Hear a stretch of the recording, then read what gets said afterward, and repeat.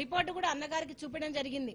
అన్నగారు ఇప్పుడు అదే చెప్పారు, మేము మీకు అండగా ఉంటాం, మా లీగల్ టీం మీకు అండగా ఉంటుంది, మీకు ఏదైతే అనక రావాల్సిన ఎస్సీ ఎస్టీ యాక్ట్ ప్రకారం బెనిఫిట్స్ ఏదైతే ఆపేశారో దాన్ని కూడా మనం పోరాటం చేద్దామని చెప్పడం జరిగింది. మరి అదే విధంగా సిబిఐ కూడా ఎందుకు తీసుకోదు, ఈ సిడిఎఫ్డి ఏదైతే అనక జగన్మోహన్ రెడ్డి గారి పీరియడ్ లో వచ్చిన ఈ ఇన్వెస్టిగేషన్ సిటీలో వచ్చిన ఈ సిడిఎఫ్డి రిపోర్ట్ ను ఎందుకు మీరు లోపల బయట పెట్టడం లేదు అని ఈ ప్రభుత్వాన్ని ప్రశ్నించడం జరుగుతా ఉంది. మరి జగన్మోహన్ రెడ్డి గారు మరి మాట ఇచ్చారు, అమ్మ ఖచ్చితంగా మాట ఇస్తున్నాం, అందరిలాగా కాదు, ముఖ్యంగా పవన్ కళ్యాణ్ గారి లాగా మాట ఇచ్చి మర్చిపోయే ప్రసక్తే లేదు, మీకు ఖచ్చితంగా న్యాయం జరుగుతుందని మరి నాకు అన్నగారు భరోసా ఇవ్వడం జరిగింది.